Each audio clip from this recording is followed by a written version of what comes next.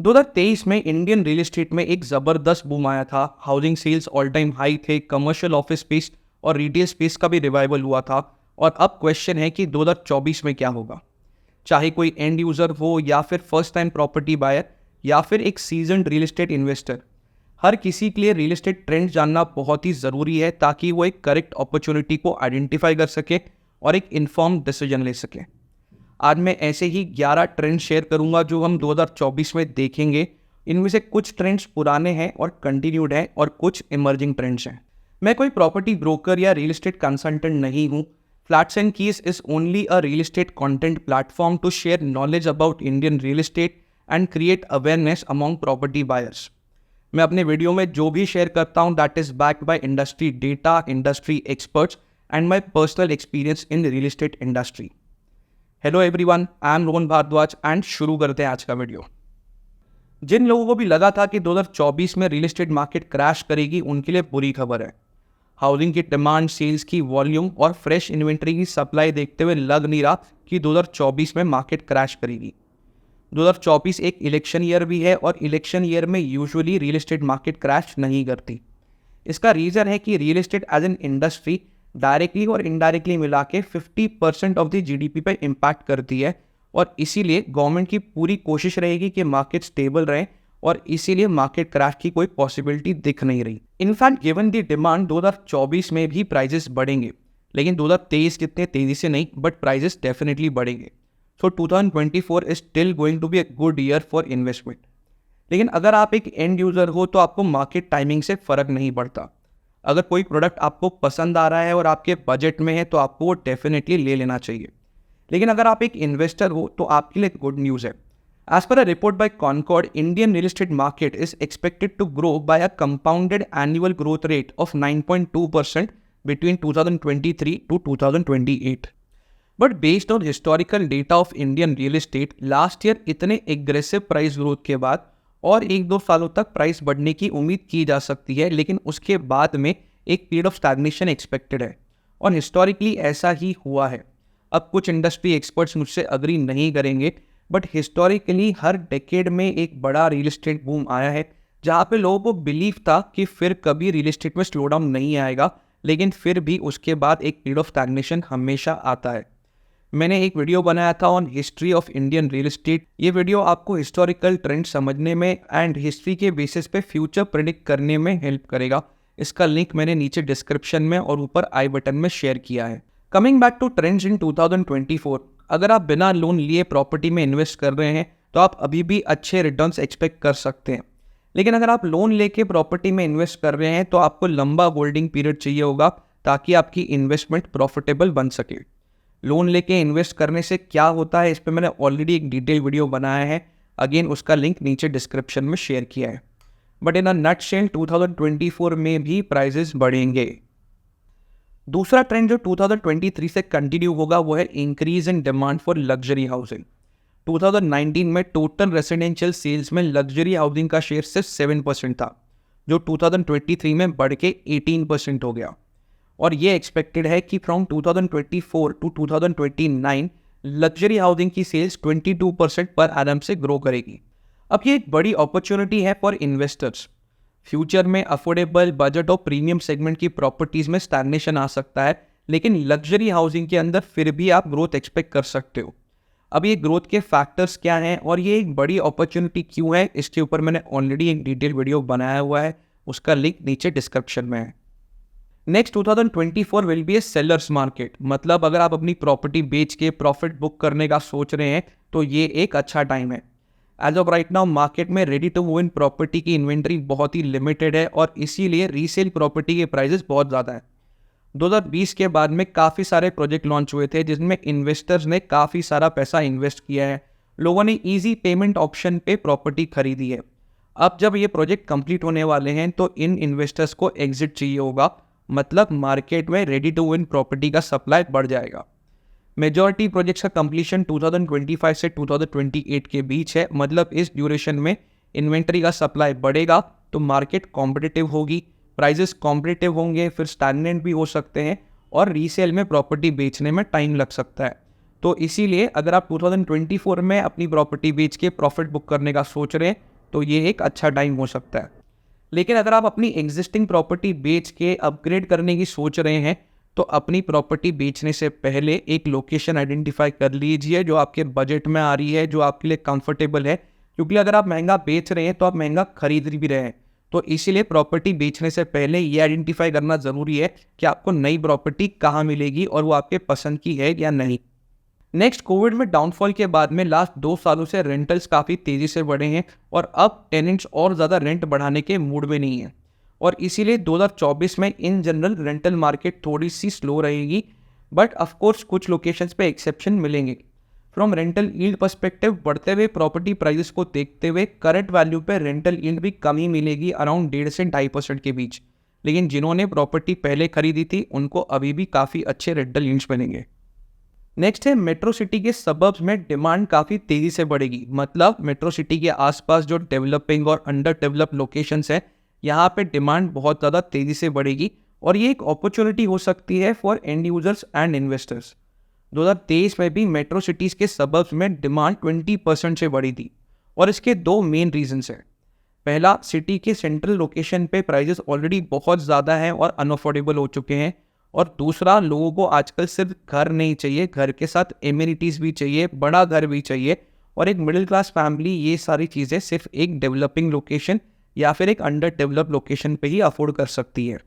अभी Indian real estate में already एक प्राइस ग्रोथ की रैली चल रही है, लेकिन ऐसे डेवलपिंग लोकेशंस पे अगले 4-5 सालों में एक और ग्रोथ वेव एक्सपेक्ट की जा सकती है जब वहाँ का सोशल इंफ्रास्ट्रक्चर रेडी हो जाएगा। लेकिन यहाँ पे one word of caution for everyone. देखिए, डेवलपर्स और ब्रोकर्स तो हमेशा अपने प्रोडक्ट को लेके बुलिश होते हैं, लेकिन एक लोकेशन का इंफ्रास्ट्रक्चर डेवलपमेंट गवर्नमेंट के हाथ में होता है एंड यूजुअली गवर्नमेंट प्रोजेक्ट्स हमेशा डिलेड चलते हैं। तो यहाँ पे एंड यूजर्स को इवैल्यूएट करना होगा कि ये पर्टिकुलर लोकेशन कब तक रहने लायक होगी, और इन्वेस्टर्स को इवैल्यूएट करना होगा कि उनके पास कितना होल्डिंग पावर है, मतलब वो कब तक होल्ड कर सकते हैं अपने इन्वेस्टमेंट को एग्जिट लेने से पहले। नेक्स्ट, 2023 की तरह 2024 में भी टीयर 2, टीयर 3 सिटीज़ में डिमांड बढ़ेगी। इनफैक्ट 2023 से ज़्यादा डिमांड बढ़ेगी। इसके 3 मेजर रीजंस हैं। सबसे पहला, गवर्नमेंट स्मार्ट सिटीज़ को प्रमोट कर रही है, टीयर 2, टीयर 3 सिटीज़ में बेटर कनेक्टिविटी क्रिएट कर रही है और इन्वेस्टर्स इस अपॉर्चुनिटी को मिस नहीं करना चाहते। दूसरा है कि मेट्रो सिटीज़ में प्राइजेस ऑलरेडी बहुत ज़्यादा बढ़ गए हैं, अनअफोर्डेबल हो गए हैं, लेकिन लोगों को अपना फ्यूचर सिक्योर करने के लिए कहीं तो घर चाहिए। तो लोग सोच रहे हैं कि आज टीयर 2, टीयर 3 सिटी में घर खरीद लेते हैं, वर्स्ट केस फ्यूचर में इसको as a retirement home use कर लेंगे। फाइनली, डेवलपर्स का बहुत बड़ा पुश है टीयर 2, टीयर 3 सिटी में डिमांड क्रिएट करने में। डेवलपर्स इन लोकेशन पे अपने प्रोजेक्ट्स लॉन्च कर रहे हैं। कुछ तो बहुत बड़े पैन इंडिया डेवलपर्स हैं, बहुत ही बड़े ब्रांड नेम है, और वो टीयर 2, टीयर 3 सिटीज़ में मेगा प्रोजेक्ट्स लॉन्च कर रहे हैं। अब मेट्रो सिटी में ज़मीन बहुत ज़्यादा महंगी हो गई है, बट एक डेवलपर को अपना बिजनेस रन करने के लिए कुछ तो बनाना है, कुछ तो बेचना है, तो hence they are moving towards tier 2, tier 3 cities. अब सिर्फ वो जाके वहाँ पे बना नहीं रहे, ऐसे प्रोजेक्ट्स को पूरी की पूरी सिटी को बहुत ही एग्रेसिवली ब्रांड कर रहे हैं और मार्केटिंग कर रहे हैं, जिसकी वजह से एडिशनल डिमांड क्रिएट हो रही है। अब अगर आप यहाँ पे इन्वेस्ट करने की सोच रहे हैं, देन बी स्लाइटली केयरफुल और अपना ड्यू डिलिजेंस अच्छे से करें।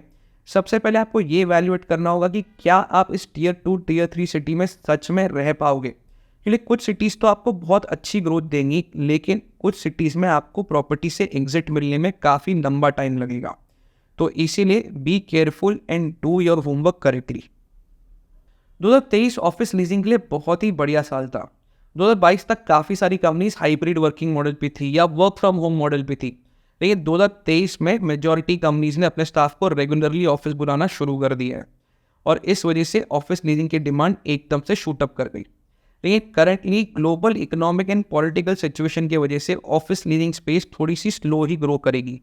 Global economic and political situation जैसे जो मल्टीपल वॉर्स चल रही हैं, इंडिया चाइना के रिलेशनशिप्स, इंडिया कनाडा के रिलेशनशिप्स, यूएसए में इस साल इलेक्शन है, ऐसे बहुत सारे फैक्टर्स की वजह से ऑफिस लीजिंग स्पेस थोड़ा सा स्लो ही ग्रो करेगी। तो जो लोग भी कमर्शियल ऑफिस स्पेस में इन्वेस्ट करने का सोच रहे हैं, उन्हें मार्केट को क्लोजली मॉनिटर करना होगा। ऑन द कॉन्ट्री, इस साल रिटेल स्पेस काफ़ी अच्छा परफॉर्म कर सकती है। काफ़ी सारे बड़े इंफ्रास्ट्रक्चर प्रोजेक्ट जो पिछले 8-10 सालों से चल रहे थे, वो अभी अपने काफ़ी एडवांस स्टेज पे हैं या फिर नियर कंप्लीशन स्टेज पे हैं, जिस वजह से डेवलपिंग लोकेशंस पे नई रिटेल मार्केट्स क्रिएट होंगी, जिस वजह से रिटेल, लीजिंग और सेल्स दोनों को ही पुश मिलेगा। जैसे मुंबई में ट्रांस हार्बर लिंक बन रहा है, पनवेल एयरपोर्ट बन रहा है, दिल्ली एनसीआर में जेवर एयरपोर्ट है, Dwarka expressway almost completion stage पे है, सोना रोड पे काफ़ी एग्रेसिवली काम चल रहा है।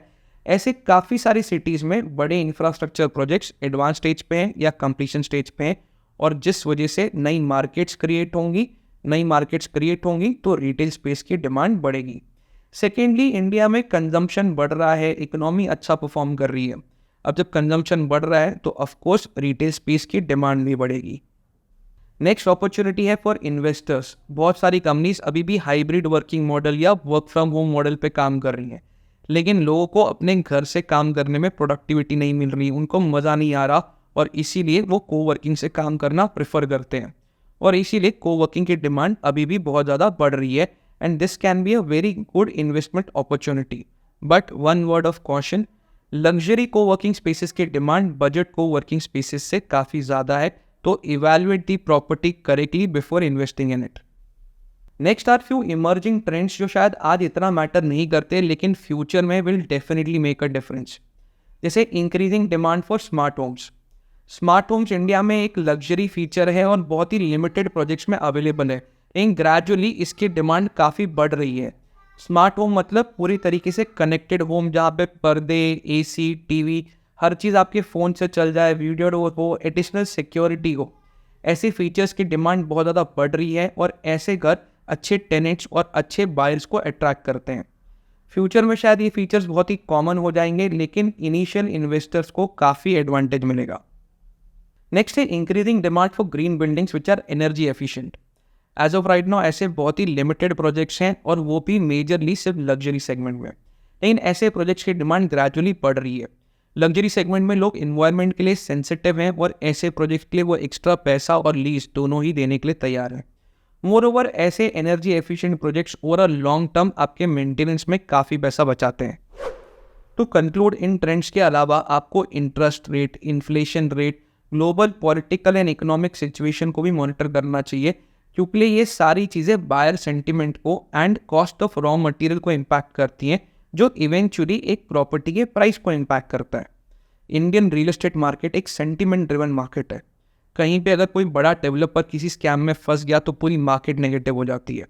सेम टाइम पे अगर किसी लोकेशन पे कोई बड़ा इंफ्रास्ट्रक्चर प्रोजेक्ट प्रपोज हो गया तो पूरी मार्केट पॉजिटिव हो जाती है। तो इसीलिए you need to monitor trends so that you don't miss on any opportunities and take a informed decision. अगर आप ऐसे ही real estate trends, analysis and property buying process को देखना चाहते हैं तो मेरे चैनल को सब्सक्राइब कर लीजिए, क्योंकि मैं इंडियन रियल एस्टेट को इन डेप्थ कवर करूंगा ताकि everyone is aware about what is happening in Indian real estate industry. Hope आपको आज का वीडियो इंटरेस्टिंग लगा होगा। अगर पसंद आया है तो प्लीज़ इसे लाइक कीजिए, अपने फ्रेंड्स, फैमिली, कलीग्स के साथ में शेयर कीजिए। That's all for today, signing off. I am Rohan Bhardwaj. Take care, have fun.